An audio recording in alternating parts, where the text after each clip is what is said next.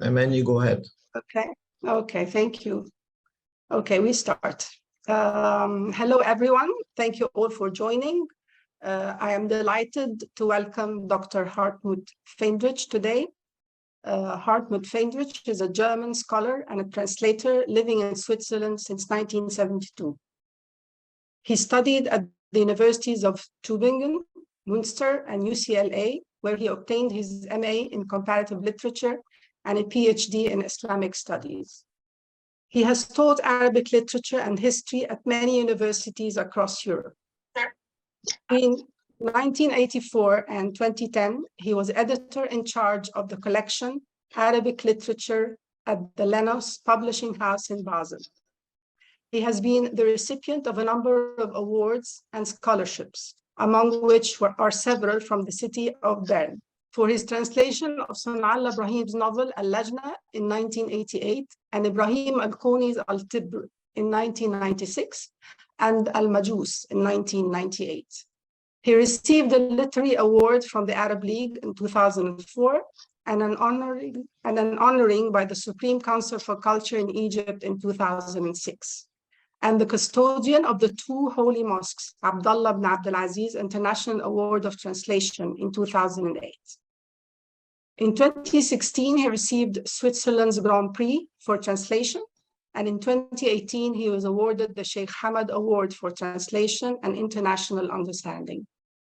He has translated more than 70 titles of contemporary Arabic literature into German. His most recent book, Kleine Festungen, or Small Fortresses, is a collection of 50 stories about the Arab children and young people from a dozen different Arab countries.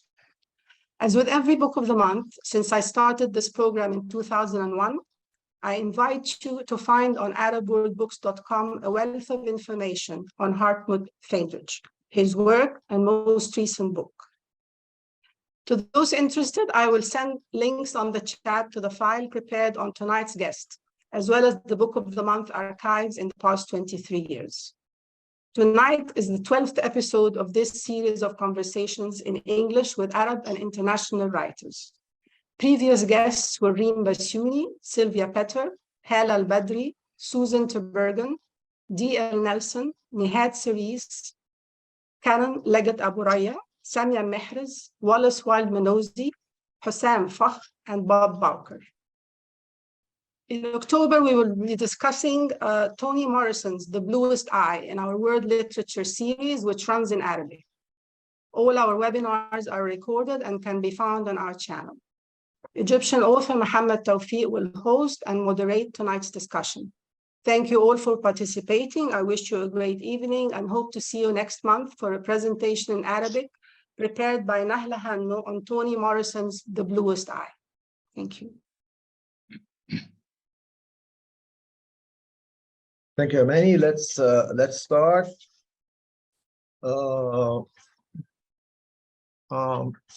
Fähndrich, you have made the decision, a lifelong decision, to dedicate your life to study Arabic language, to study Arab cultures, and generally to act as a bridge between different cultures. What made you make that decision? Why did you start down that very difficult road? Well, first, thank you for having me, for shedding some light on myself. And well, it wasn't in the beginning, it was not the idea of bridging cultures or anything like that. It was just curiosity, period. And that was it. And I studied Arabic because of out of a mixture of coincidence and snobism, actually. And because I was, and actually what brought me to Arabic was Hebrew. I have to admit it was Hebrew, because at high school, we had this particularly German high school where I went to, where we learned Latin and Old Greek. Then there was an old professor who also taught biblical Hebrew. And this actually, and this was completely voluntary. There's not in any case obligatory. And so I started learning some Hebrew. I got familiar to a certain extent with the structure of Semitic languages. And when I tried to find out or tried to decide for myself what to study, it would be literature and languages. This was clear. I looked at the numbers of students in German, English, and French, and I decided not to do it because you know the universities were packed with them, and so I decided to go into a particularly to do something special. And that's what I did. I was actually considering Chinese and Hindi for a while, but then because I was already familiar to a certain extent with the Semitic language, I decided why not take Semitic languages? And that's what I did in the beginning. I studied different Semitic languages. As you know, almost all of them dead now, dead languages, you know, language past. And then and this had to be done or was given in an institute of what they called Islamic studies. Unfortunately, they call it Islamic studies until today, and not really Arabic or Arabic literature or what have you. And so I went into this and I did very classical European Islamic studies. And I guess in the first 2 years that I spent at German university before going to the United States, the most recent Arabic literature I read was Al-Hariri. So that was about what they taught at that point. You know, it was interesting, and but did not open at all to the Arab world then existing. This was in the mid-60s. You know, I was born in 1944. So this was in the mid-60s. And then I went to the United States. I continued in the same line, but at the same time, the United States offered a much larger variety of Middle Eastern studies, you know, political things, art, and many other features, domains of Middle Eastern studies. And after coming back to Europe in 1972, I started teaching, and it was actually after almost 10 years of teaching and working on special study programs, research programs at Bern University, I decided to look into more modern things. And this was actually the demand of the students at the time. The students in university asked, isn't there anything more modern than Ibn Khalikan or a Tabari? And I had to admit, I didn't know much about it, but I started, you know, familiarizing myself with it.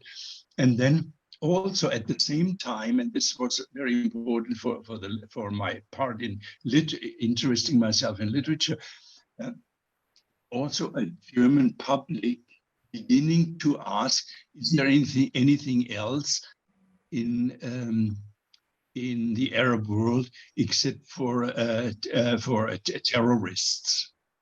It was really a little bit like this, you know, I'm sort of satirizing to a certain extent the situation, but it was like this. Isn't there anything, you know, we have no idea. There was nothing on the book market at all, practically at all. A little bit more in what was then Eastern Germany than in what was then Western Germany. So it was actually there a mixture of a political situation and also a personal situation that I then got more and more interest in translation and involved with publishing houses, was also with my personal doubts about academic work to a certain extent. I'm not saying anything against academia. I continued to work on it, but at the same time, I had the feeling that working on a judge in 10th century Baghdad could not be it. And so I started working, cooperating with publishing houses in Germany and Switzerland, and particularly with the one mentioned before, the Lenos Publishing House, for whom I translated and selected books for about 25 years. We'll get back to this issue of publishing houses, because publishing Arabic literature and translation is in itself an interesting topic. But let me first take it from what you mentioned about a more modern understanding, or a better understanding of a more modern Arabic literature. Nevertheless, that's a very wide range. You have a very large diversity in the Arab world. So what are your thoughts on this? Where are the similarities and differences when it comes to writing from different parts of the Arab world? Well, of course, there are regional differences. One of my problems, I have to admit, an early stage here. One of my problems, my personal problems with Arabic, is that I never lived in the Arab world for a longer period of time. I only visited frequently, and many different countries, really from Morocco to Syria. I visited frequently, and so I saw and I read and I informed myself about different regions in the Arab world. And at the same time, from 1978 onwards, I taught at the Technical University in Zurich, Middle Eastern culture and Arabic language. And this was in the framework of a humanities department, a very general one, which meant that there were students from all different faculties with different specialization. They were obliged to take several classes in the humanities department. I was there responsible for the Middle East. I taught very different topics, from the origin of Islam until the history of Lebanon in the 20th century, and also a little bit literature, but usually this sort of very general topics. And it forced me to get familiar with these very different topics, and that helped me very much in understanding literary works from different Arab countries. And so, but I'm still, of course, specializing on a certain area. I started with Palestinian literature, but this was completely, I would say, political, because at the period there were all the debates and the terrorist activities, or the fighting activities, whatever you call it, from the Palestinian side. And so there was this particular question: is there anything else in Palestine than armed terrorists? And then at the same time, there were also a very few publishing houses discovering this. And I offered to one of them, I offered a story of Hassan Kanafani, and it was actually Hassan Kanafani was the first one that I translated.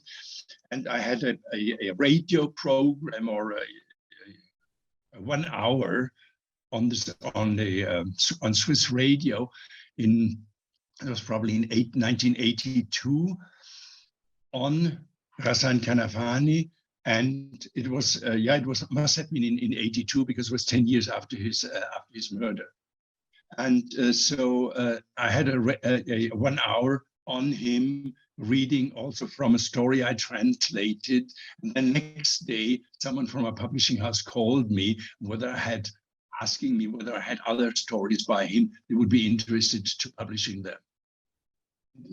So I started with Palestinian, with Hassan Kanafani and Zaha Khalifa, and then I switched to Egypt, And later, and I translated, as you know, quite a few works from Egyptian authors, sort of, you know, I would say the modern classics from Egypt, you know, from the mentioned Sonala Ibrahim to Gamal Ritani, Edward al-Kharad, etc., etc. And then also, since I consider myself an Arabist and not an Egyptist, I continued sort of to widen my interest to other Arab countries and their literature. And I went to Lebanon and I translated several things from Lebanon. And then at one point I discovered, or I was told about Ibrahim al-Kuni, by whom I, you know, whose work I translated, or of whose work I translated many. Well, I think that's, I mean, extremely diverse. The things that you have mentioned are extremely diverse. I think we'll get back to the point that you made in twice now about Western perceptions of the Arab world a little bit later. But now let's talk a little bit about translation in itself. In general, what is the value of literary translation? Why is that important? And particularly, why is it important to translate Arabic literature to German and German literature to Arabic? Why is that important? Well, it depends what role you give to literature. To me, also in classes on history, I advise students to read literary works because I told them it's much more interesting than works written by sociologists or political scientists, much more interesting, and it gives you a different feeling. I think, you know, the metaphor of the seismograph is a very appropriate metaphor for literature. To me, literature is a seismograph. If you look at several works from Arabic literature through the 20th century, you can see this. You know, there are these seismographs telling you about the feeling, the sentiment and the feelings, the ideas, the dreams and the sorrows of the population, of individuals, that you could then generalize to a certain extent to the population or to a larger part of the population. I mean, taking works like, you know, a work I translated was Naguib Mahfouz, you know, Al-Qahira Al-Jadida. There you have these different tendencies that will eventually determine the political developments in Egypt through the 20th century or through the second half of the 20th century. Or take other works like, to me, Gamal Ritani's Zaini Barakat, that I also translate into German. Zaini Barakat is a beautiful work, you know, the despair, the discouragement of a population by a ruler that they were expecting wonders from or miracles from. And this is it, you know, this is it. In the end, they're in despair. Or, you know, there are other works that could be mentioned that will give you a sentiment of what is happening. This is, to my idea, I only translate, I have to say that, and I insist on it, I only translate prose. I do not translate poetry. A very personal relationship to poetry, and also in other languages, not only in Arabic, but also in other languages. I only have certain very traditional kinds and styles of poetry that I like, which I don't find in more modern poetry. So I left poetry aside and left it to those interested in it. And I translate prose, and I decided when I sort of was a little bit established in the translation of Arabic literature, I decided to translate mainly the generation or generations after Naguib Mahfouz. Because Naguib Mahfouz, after 1988, is known to a larger number of people as a Nobel Prize winner, etc.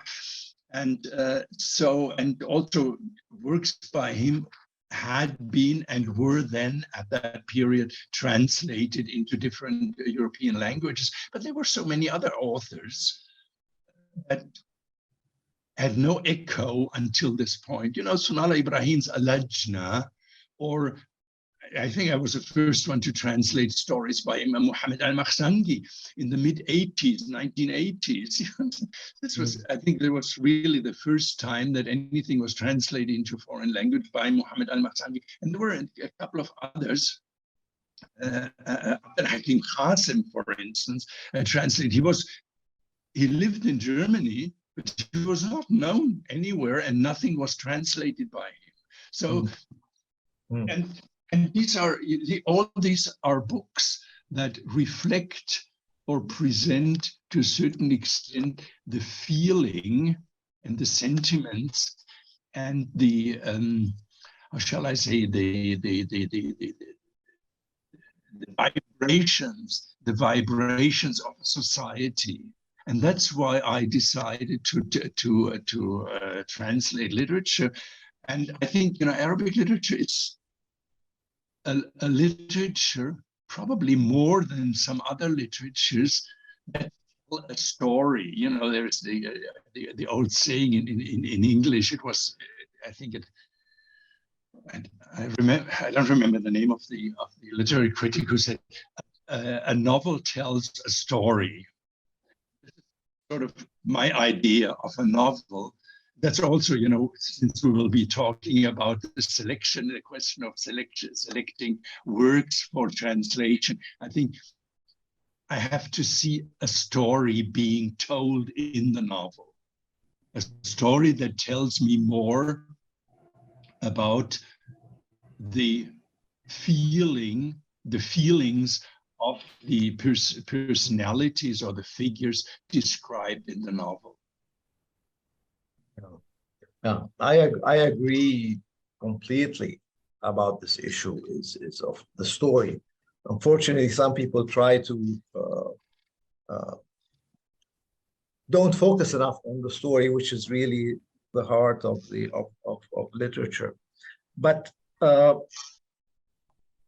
let me ask you a question about more on the technical side, because many of the people who will be watching this conversation will be either translators or people interested in translation.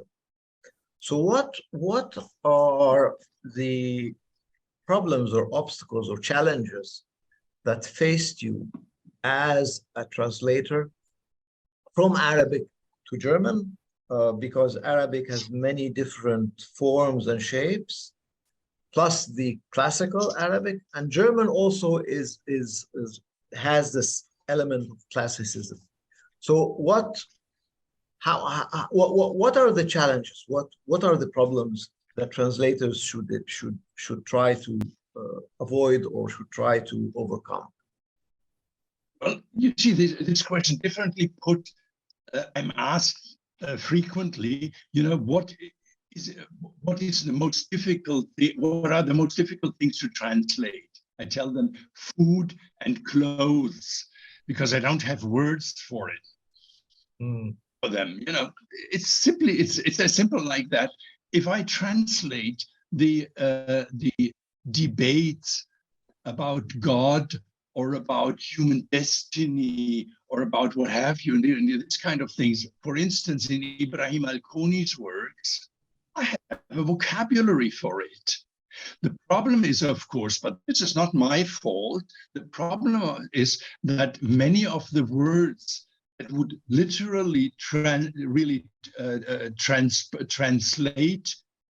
a word from another language into German, the words may have different as they say, fields of meanings. So different associations that you have with a particular word, you know, it has different meanings. If you even a simple word like bite, house or whatever, have different meanings. You know, they sort of have to try. I usually have to translate as house, house, but those may allude to other things than the bite in the original. Or take another thing, but this again is beyond translation. If you take the word sat, the roof. In Arabic, it would be normal and well understood if someone said he went up to the roof to feed the chicken. Mm. In European language, this would be absurd. You know, it sounds at first glance, it sounds absurd because you know who would climb a roof, you know, which is something like this, of course, roof to feed the chicken, and of course, you know, and these are the little things I like as examples, but I still have to translate as roof, Dach in German. You could say terrace, but terrace is a more pompous thing in European languages. If you go up to the roof terrace, I mean, it's something, you know, where you have your palm trees and, you know, your armchairs or what have you, and you drink your, you have your drinks before dinner on the roof terrace. So the association, the ideas you have with different words are different. You have to be aware of this. You cannot really change it. You have to leave it and say, okay, he went up to the roof, and then hopefully through the description will become clear that this is a kind of a terrace, walled, you know, where people keep their chicken or even their goats. So these are the sort of the meaning from the vocabulary, from the point of view of the vocabulary. There are different things that one could use here. Then of course there are metaphors. I like very much the one used by Salwa Bakr in one story called Nuna Asha Nuna. It's a beautiful short story by her, Nuna Asha Nuna. And there is a little girl standing in a kitchen listening to the school teacher across the street. And the school teacher across the street explains to the girls in class the human body, well, to a certain extent, I guess only, but explains this, and she talks about what was Insan al-Ain. Insan al-Ain. Now, what do you do with the Insan al-Ain? I asked Salva because I didn't know, I didn't understand it. And it brings us to the problem of, you know, the regionalisms in the language. I had to ask Salva what this actually.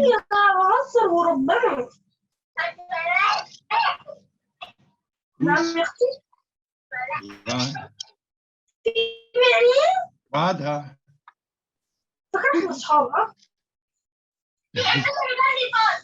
This is أستاذة غادة ممكن تعملي ميوت لو سمحتي؟ Oh, okay. It's okay, thank you. Okay. So here I had to ask the author, and this is what, by the way, this is something I usually do. I know almost all the authors I translated, I know personally. I spend sometimes only hours, sometimes days, and sometimes even more with them, asking them to explain to me many of the details that I personally would not or would only insufficiently understand. So I asked them, and usually these meetings are very pleasant. I really like it. Yeah. So the internal eye, which is, you know, a metaphor for a part of the eye. And there, of course, you know, it's not too far away. I used the iris, which is a flower.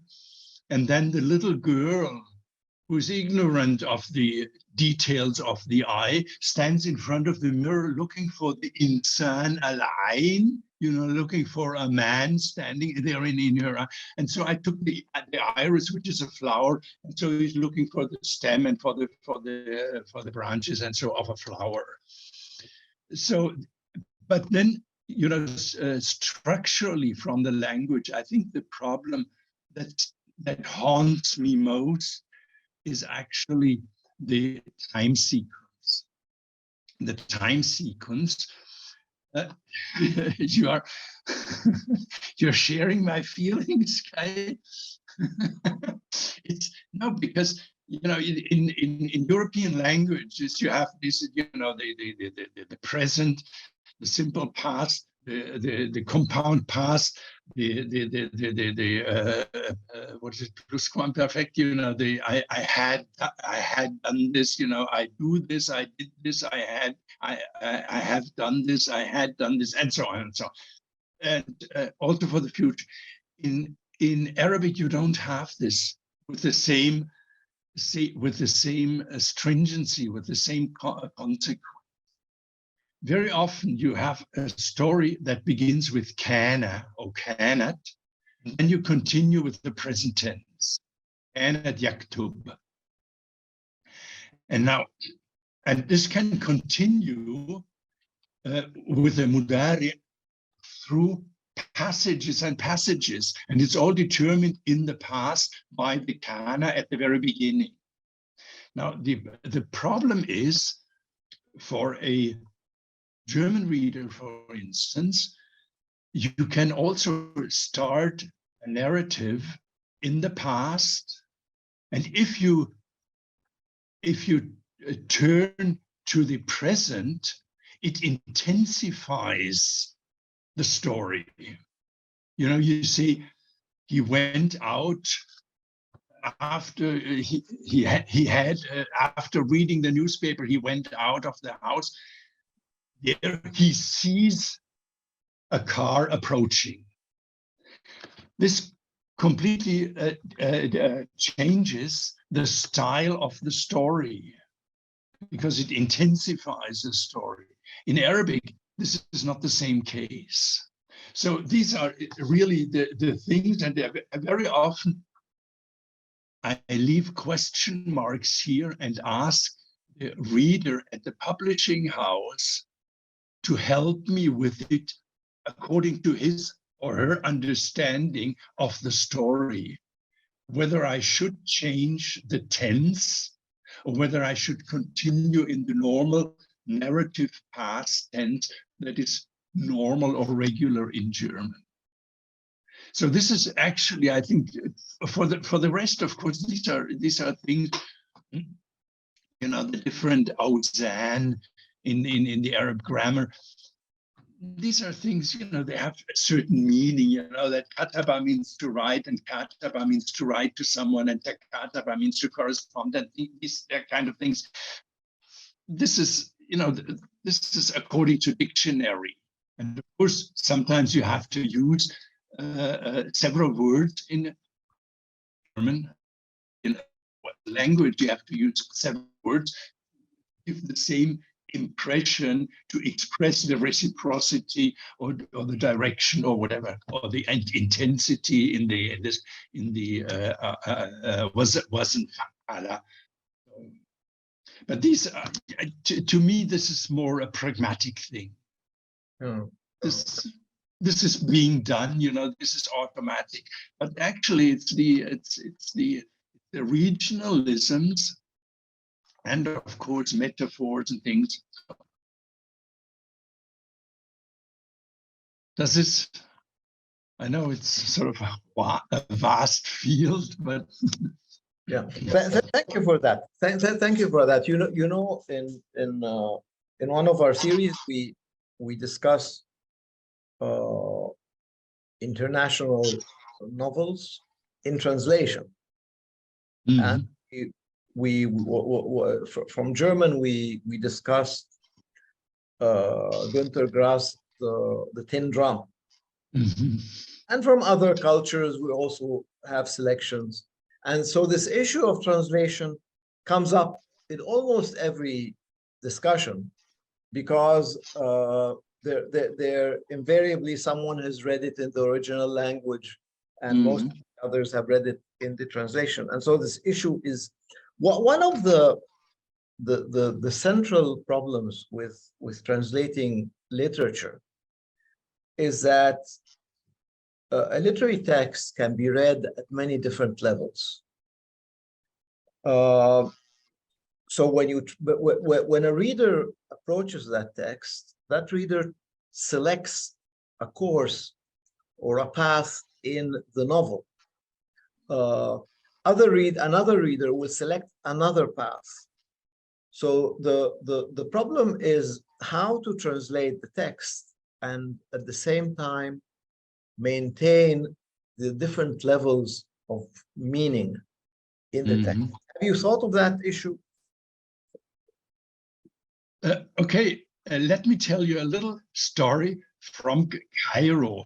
It was after I published the collection by Mohammed al-Makhzangi. We had a book presentation at the Goethe Institute in Cairo. And Edward El-Kharat was there presenting in Arabic Mohammed al-Makhzangi, and I was there presenting Mohammed al-Makhzangi in German. And there was a lady who, Egyptian, who had lived in Berlin for decades, for a long time. So she was really fluent in both languages. And she, after the presentation, she came up to me and said, no, I have to add, Edward El-Kharat saw a positive, optimistic trend in Mohammed al-Makhzangi's stories. I saw it completely differently. I saw the rather pessimistic trend.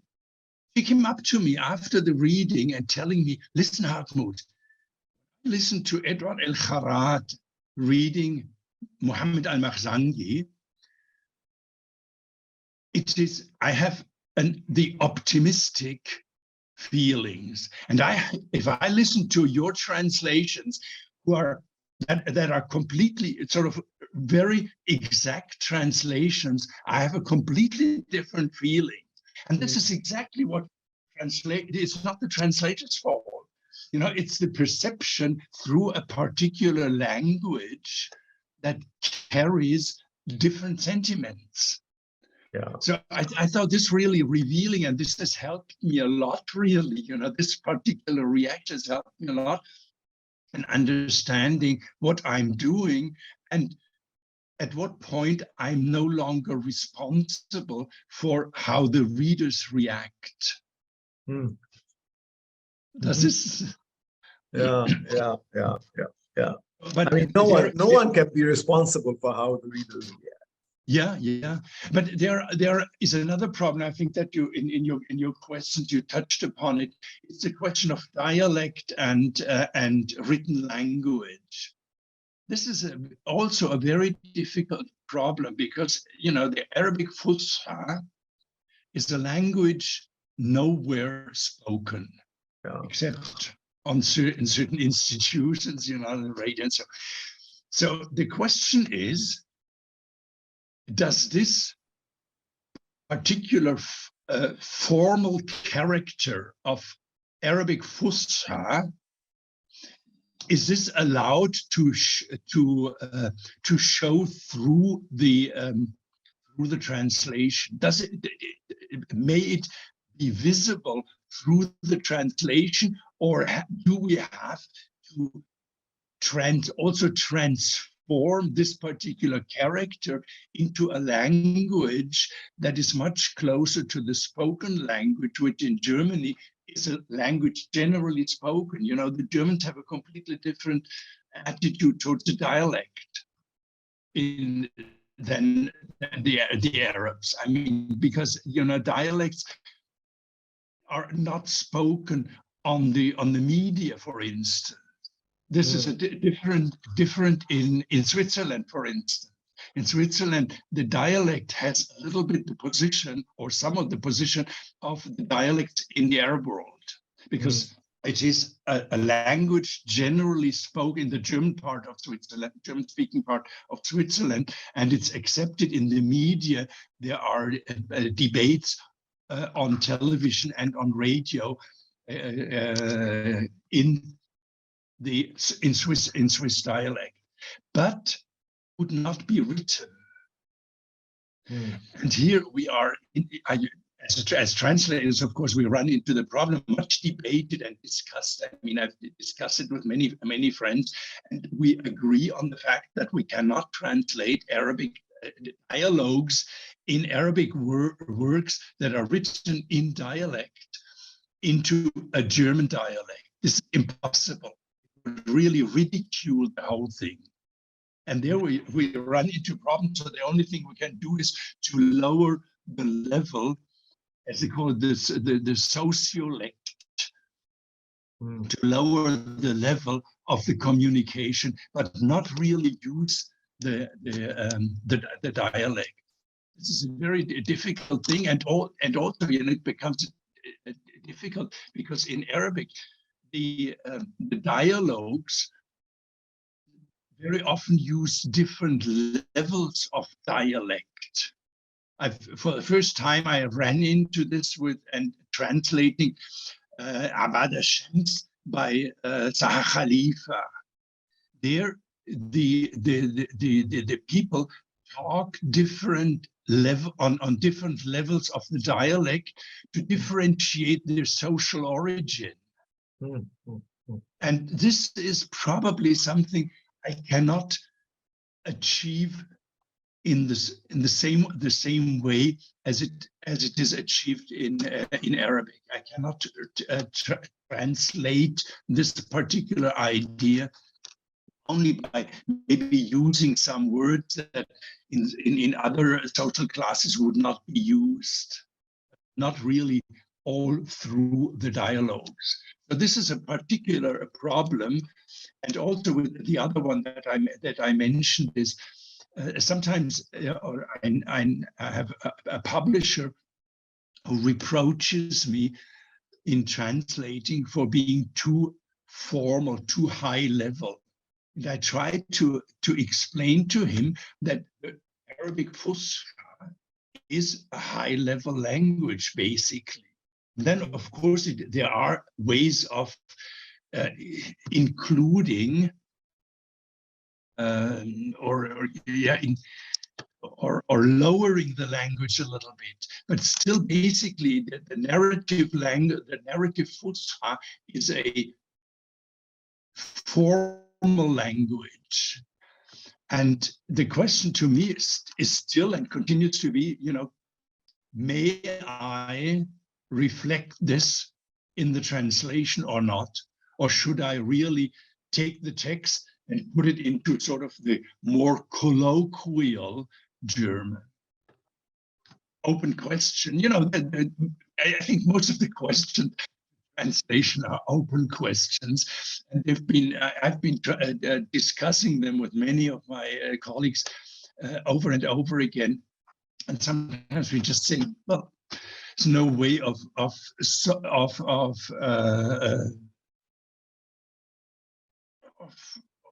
finding a solution, a final solution or a final answer for these questions. In English they use the word domesticating the text or foreignizing the reader.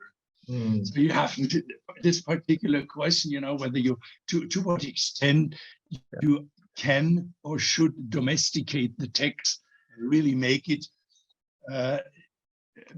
to a text that does not show its foreign origin. And I would rather have text that sometimes shows to a certain extent, without losing the legibility, that shows a foreign origin. Yeah, well, this is an issue that we all face, writers and translators, we all face this issue, and and I agree with you. It is a complicated issue. Let me go to a more general question now. Are you satisfied with the current selection of Arabic writing that has been translated into German, and the German writing that has been translated into Arabic, or do you think there's a lot more work to be done in this area? Well, first I have to admit that I don't know much about the German literature being translated into Arabic. This is not my field, and I know there are some specialists that I highly respect and who are doing a great work. But as far as the quantity and the works, I have no idea really. And as far as Arabic into German is concerned, I'm definitely not satisfied. And it begins with the quantity. I mean, it's very meager, you know, the number of works translated into German and published in German. And I insist on published in German. You know, the publishers bear a lot of responsibility, and so do the readers, you know, who do not read Arabic literature. And therefore, you know, publishers hesitate to publish Arabic literature. Really, as far as quantity is concerned, it's really very, very disappointing. There are so many things, and as far as the say the quality or the kind of books being translated, it's really, well, it's fine. There are many names, or of the very few works, among the very few works, there are names that are important names in the framework of literature from the Arab world in general. But now there is a tendency, particularly in Berlin, and I think, you know, if Nihat is Nihat can listen it. In Berlin, there is a tendency of sort of making it a new center of Arabic literature. This is interesting and important, and many people, or several persons, or several Germans also work there, translating works by immigrants, refugees, etc., who live in Berlin now. The problem is, for me personally, that this turns away the attention of many people and many publishers from the literature of the Arabic literature still written in the Arab world. And there are still some writers left in the Arab world, even though very, very many now are fraud, unfortunately. Yeah, I mean, this is a very unfortunate development. I mean, when I go to Paris, I meet 3, 4, 5, 6, 7 Arab authors there, important Arab authors who live there as expatriates. And so it, you know, we can of course ask ourselves at what point Paris, London, Berlin, and maybe Rome will be the capitals of Arabic literature. But still, in the Arab world, there are still authors, and they are being neglected. I see very, very few things translated, works by authors who still live in the Arab world. Khalid Khalifa, the Syrian, is one of the exceptions here, who still lives in Syria, and by whom three books are available in German by now. Oh, yeah. So you see, this is a very complicated matter, because the German public basically, and here I'm satirizing again a little bit the situation, still very much influenced by the dream of the Orient. And I think to this day, 1001 Nights is still has an influence on the on a German mind when the expression Arabic literature is mentioned. They do not think of novels beginning of the 21st century, but when they hear Arabic literature, it's first 1001 Nights. And so this is still lingering, you know, this idea is still lingering, and probably also determines a little bit the interest in reading Arabic literature. And if there's no demand, there will be no publications or by publishing houses, or it's a vicious circle, and to break this circle open is very difficult. And I really don't know how to do it. I've been trying it, and I've participated in several activities where we tried to break this circle open. So far, I think it's still, you know, and of course, there added to this is the problem with book reading in general. Yeah. Let me just mention that most people in Europe don't realize that there is a very thriving cultural scene in the Arab world. And there are many, numerous new young writers writing exciting and lots of diverse and exciting new works. Now, let me ask you a final question, because we have to move on to discussion. Will machines take over literary translation anytime soon? I didn't get this. Will machines? Well, I don't know. I don't know. If anything, I'm a historian and not a prophet, so I couldn't really answer the question. But so far, I'm very confident that the machine will not take over, at least while I'm still alive. Because, and I tried it several times with, I use machine translation for correspondence, for instance, correspondence in foreign languages, because it's much faster than I am in translating, you know, in writing a letter in French or in Arabic. So I run it through the machine, and I just look through it and I see whether or not I'm content with the result. But I tried several times to put a sentence or several sentences into a machine to translate, to help me. You know, when I'm stuck somewhere, I think, well, let's see what the machine thinks about it. And usually the machine doesn't think any further than I do. And sometimes it's complete nonsense. It's really complete nonsense that comes out. But it's probably the Arabic, German, or Arabic into other languages probably as well, is much less developed than German, English, German, or English, French, or something like that. You know, the Western languages. I have the impression also when I write letters, I think, you know, the French letters or the English, if ever I use it for that, the English is much better than the Arabic is. It's much too literal, the word-by-word translation, and which is more easily possible between German and English, or German and French, than between German and Arabic. So I'm rather confident so far that the machine, but I wonder, you know, because I'm still convinced that it is artificial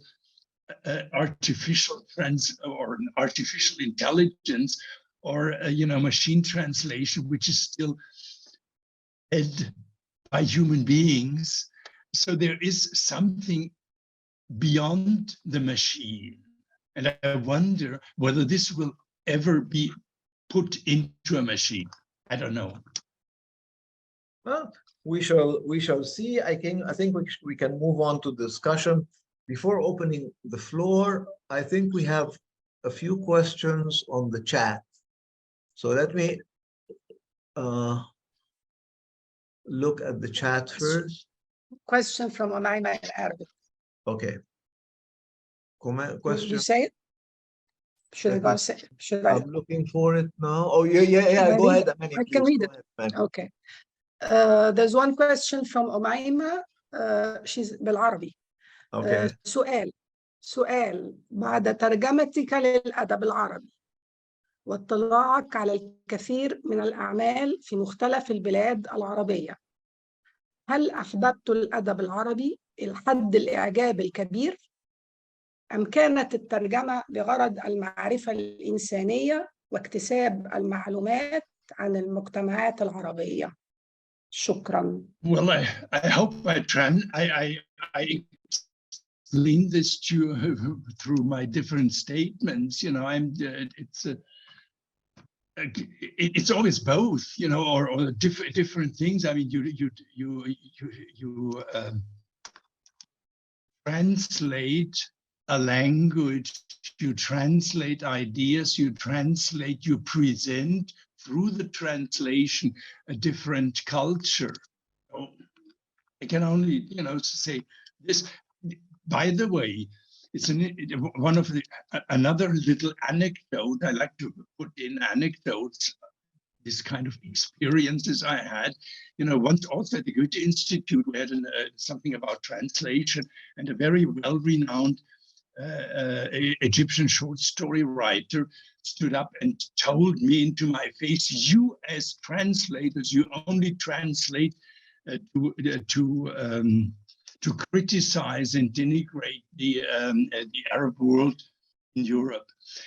I told him, "Listen, I translated such and such works, you know, like Al-Lajna, Zaini Barakat, or Abdel Hakim Qasim. And if you find what you say is important to me, like criticizing or presenting repression in the Arab world, ridiculing religion in the Arab world, etc., and it's all written in here. I only translate what Arabs write." And this was one of the motives for me to continue translation, not to depend or have people depend on what is written in German by Germans or by Westerners, but what is written by Arabs in Arabic, and try to translate it as best I can for Germans to understand what Arabs think about their own society. And if they criticize the situation of women in Arab society or in Muslim society, it's not my fault. It's their literature. Next, we have Fouad Darwish. My pleasure to join the session today. Welcome, Mr. Fähndrich. I have one simple question about the bestseller concept. Is a good novel in Arabic the bestseller concept? Is a good novel in Arabic would be successful also in German market? If there is a relation between the success of the novel in its town publishing city and the places it's translated to, or it's not related that much?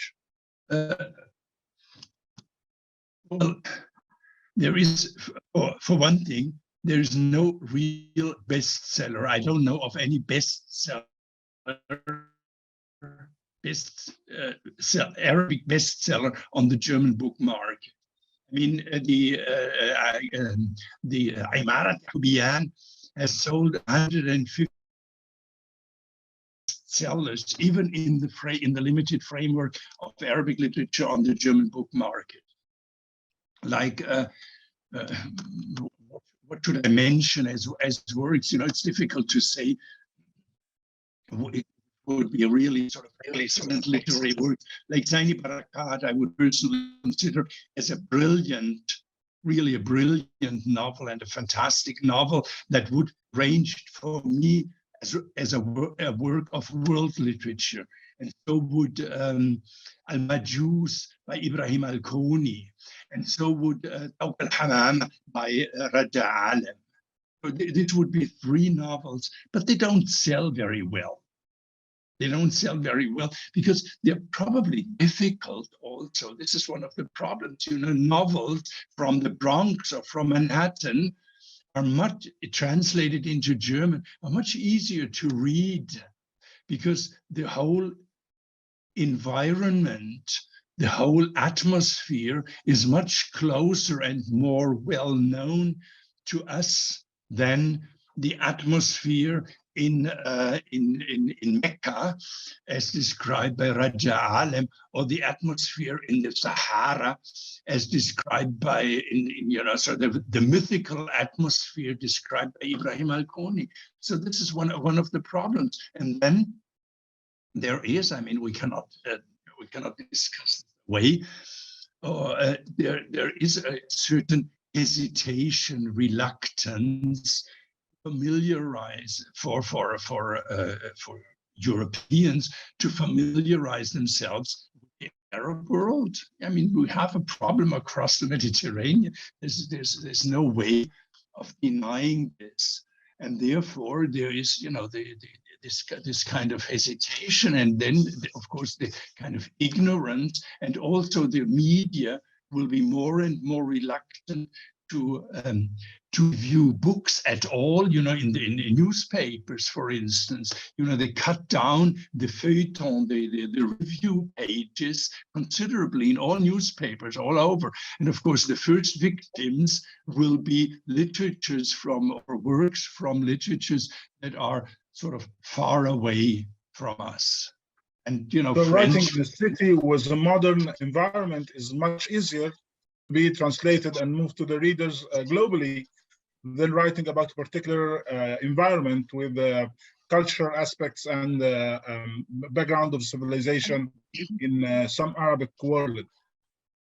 what kind of novels did you in the beginning? I didn't get this. So writing about the modern cities, a novel about a modern city within a modern environment is much easier to be translated and published in globally, I mean, than to write about a particular culture, like writings of Naguib Mahfouz maybe, or as you say, Zeni Barakat. Yeah, but Naguib Mahfouz is sort of the writing of the city. Of course, it's no longer sort of the most recent writing about the city, but it's still writing about the development of the Arab city. And of course, you know, there are novels about Beirut, there are novels about Damascus, and sort of the development of the cities.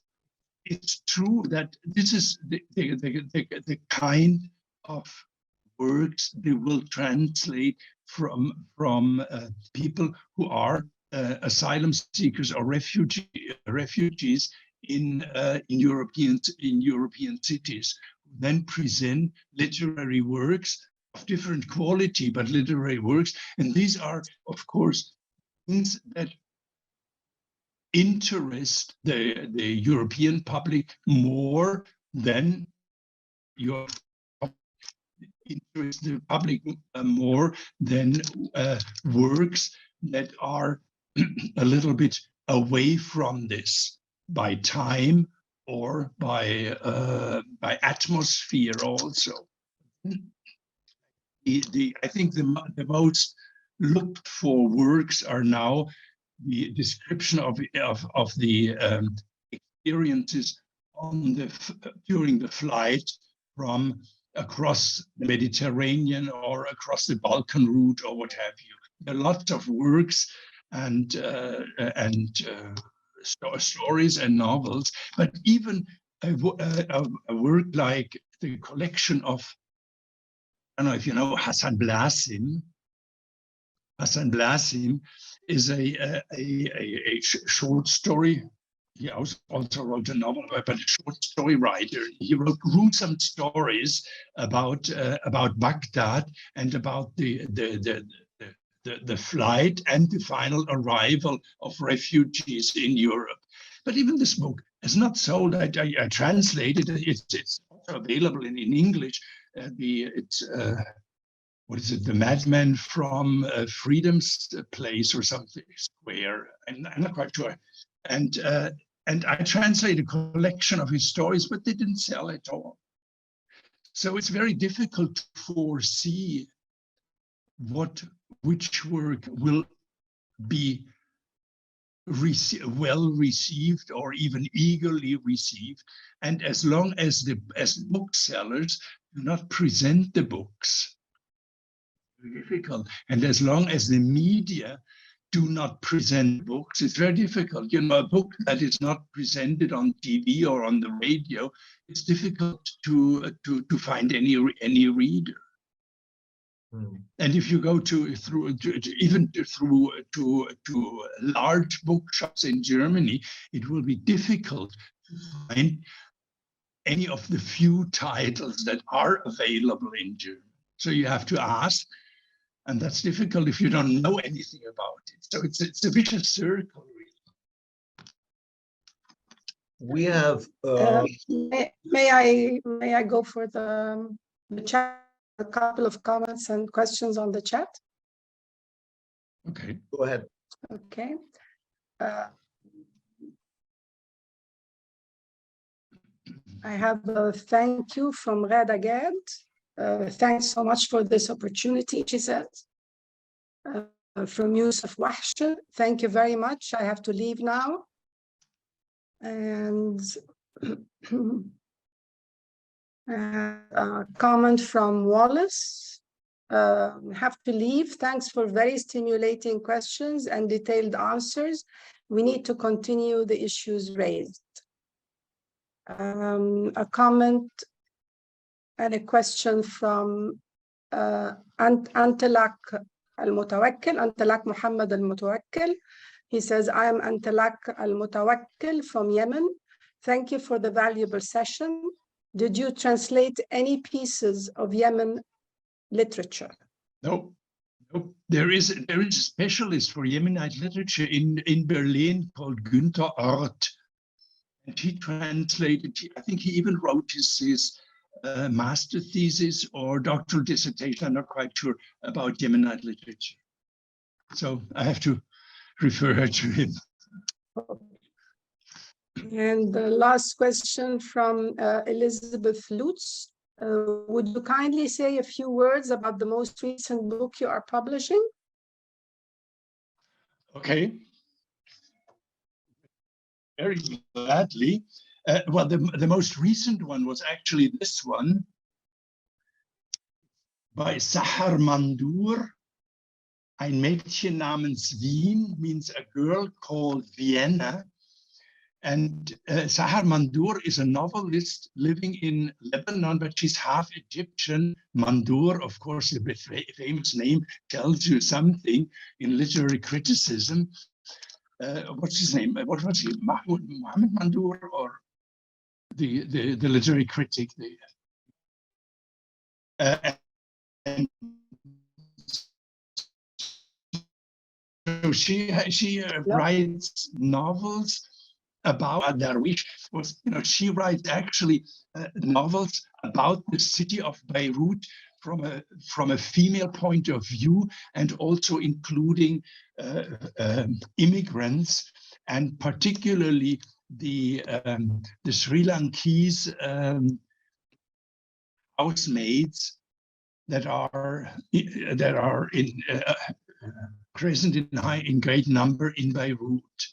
This is one thing. It's a story about a lady on 60 or 70 pages, a lady from her birth to her potential probable death at the age of 55, and she describes it's very it's satirical about the role of women, because this woman changes from one role to the other and never stays in any of the roles very long. You know, she's a radio speaker, she's a student, she's a married housewife, and she becomes a veiled woman in a religious circle, and everything. And so this, the author makes fun of this of these different possibilities that women have, different routes that they can take. this is a collection. It was an old dream of mine. We had a project, a translation project, a European translation project, was probably one of the most interesting experiences I had in this field. This was a project, a group of European Arabists, all with different native languages, meaning translating into different European languages. We were 9 in the end. And we translated autobiographical, fictionalized or not autobiographical texts.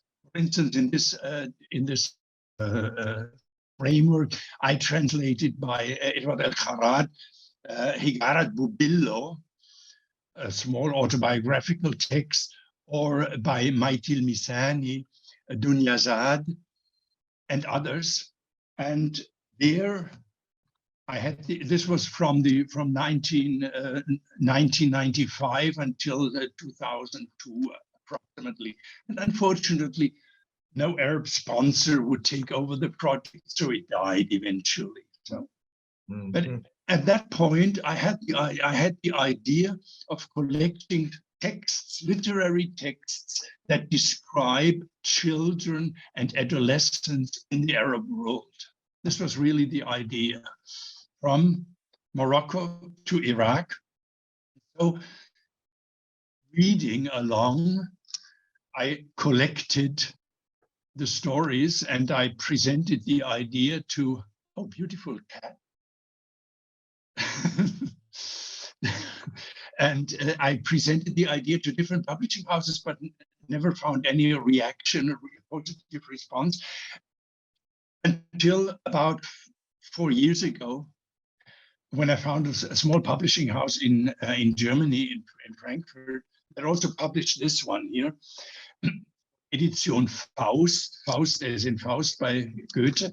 And so, they were willing to do it, and so we did it. And there are 50 stories in there, really from the birth to the first sexual contact or the first kiss or what have you, sort of, 17, 18 years old. And the texts are not really arranged systematically, but it's really a collection. I tried it to, I started with birth and, ended with some visions of childhood or visions of separation from the parents. And so they are in very different styles. There are there's even an interview with this boy from the street in Cairo. And then there are also visions, dreams that children have, and they are from Morocco, as I said, to Iraq, about 15 different Arab countries, and also then in the end we added this here, which means biographical note for all the 50 authors. And because I think, and with photos, with pictures, because I insist, to give readers the idea that, these writers have a face. They're real person. They have a face. They look differently, and they have different life stories, and of course they are resumes. And there are also illustrations. This one, for instance. Very strange illustrations done by the daughter of Emily Nasrallah, Maha Nasrallah, the Lebanese novelist and short story writer, died about 6 years ago. And she is an architect and an artist, and she contributed to this book the illustration. So it became a real beautiful book. And I think, it would be a book to really get information about the variety of possibilities of being a child in the Arab world. You can be born into a very rich family, and then you have, of course, a very different life than if you if you are born into a poor family on the Mamluk cemetery. So, and there's also a passage by named Gamil Atiyah Ibrahim about the birth in the Mamluk cemetery, and then it goes through. Of course, there are many texts about parents, about relationship to parents, and how different they can be. You know, this is one of the cliches here. Of course, you know, in the Arab world, it's always the patriarch. But then you have a text. Does anybody else have questions? How do you Does anybody else have a question? Yeah, okay. This is of course one of the frequent questions. You know, how do you make your choice? Well, when I studied Ghassan Kanafani was a suggestion by a German Arabist. Once some conference gave a speech this was in the late 1970s. Gave a speech about Ghassan Kanafani. This was the first idea. Then after I translated Ghassan Kanafani and Zaha Khalifa, and then turned my attention toward Egypt, I went to see people. This is really, you know, I went to see, and here I have to mention again Edward El-Kharat, who was really a helper and a friend. I spent many evenings with him discussing Egyptian or Arabic literature in general, because his horizon was beyond Egyptian literature, and he gave me a lot of names and hints, and then I contacted these people and I asked for the work. And then at this time I worked for the publishing house Lenos in Basel, and they accept what I suggested to them. Nowadays the situation has changed, and this is due to the internet. On internet, if you have a book that creates some noise in some country, publishers will pay attention to it. And this is one of the dangers, in my opinion. It's really one of the dangers, because then they will focus their attention to this book. And I think, you know, Ala al-Aswani, to a certain extent, I mean, I appreciate much of what he wrote, but it was really the case with him that he started writing and talking, even on Der Spiegel, one of the big magazines in Germany, had a long article about the discussions, the debates in Egypt about Ala al-Aswani and the film, etc. And then all of a sudden, the big publishing houses got interested. I had already gotten the publication rights for the Yakubian for Lenos publishing house. Otherwise, Lenos would not have gotten it, because they're not as rich as many other publishing houses, and they could not pay as much as the others. So I went to see authors, literary critics, and you know, specialists, professors at universities for German or for Arabic, and they suggested books to me. And I usually ask very frankly, now, what do you suggest? What should I read? And if the same name is mentioned several times, I have the idea, maybe I should pay some attention to it. I go buy it if I'm not given the book, which is usually the case. Then when I go when I contact the author, and then I read it, and sometimes, you know, I stop reading after page 50, and sometimes I continue reading. So that's then the sort of the personal part in it. And then I suggested to the publishing house. And then they may be convinced or they may not be convinced. They usually were convinced in the beginning. But I tell you, nowadays, for years and years, none of my suggestions to publishing houses were considered for publication, but they were only taken from the internet. You know, authors much talked about, written about, and very often, authors whose work made a certain noise in their country of origin were considered by publishing houses. This is, of course, also, in the positive way. This is, of course, also true for an author like Khalid Khalifa, who I appreciate very much, but who made it into the international press as an author who criticizes from inside, to a certain extent, what is going on in Syria. So this is really sort of the mixture of information of my possibility of convincing publishing houses and of my personal likings, what I personally like. And I have to admit, I may regret 2 or 3 titles at most out of the 70 I published. I may regret or say it was not necessary to publish them, really. But for the rest, I think, because I think it's also important to have a great variety. Ibrahim Al-Koni is my almost only exception, by whom I translated 13 books.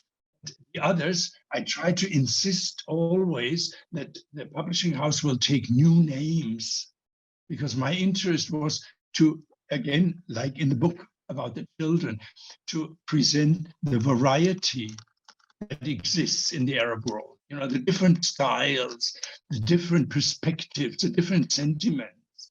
Not just, it's not just one, it's not only the catastrophe, the social or religious or what have you catastrophe, but there are also other aspects that are presented in literature, and they should be considered as well.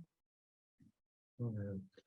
I was waiting for a chance to mention that you had referred to Egyptian, one of the most prominent Egyptian critics was Muhammad Mandur. I think that's the person you were referring to. Yeah. This is the uncle of Sahar Mandur. Okay. The Lebanese, he's the uncle of Sahar Mandur. Okay, great. Salma, would you try and take the floor now? Okay. She should really open her microphone. Yeah, I think you are muted. You are muted. She said she had a technical problem. She has a technical problem. Okay. She said the question. The previous question was from her. Oh, okay, fine. That's the part you missed. That's the part you missed. Yeah. Perfect. I'm afraid we're out of time, so we only have to thank our distinguished author, a really great person, not just for participating in this conversation, and but also for all the work he has done for decades to serve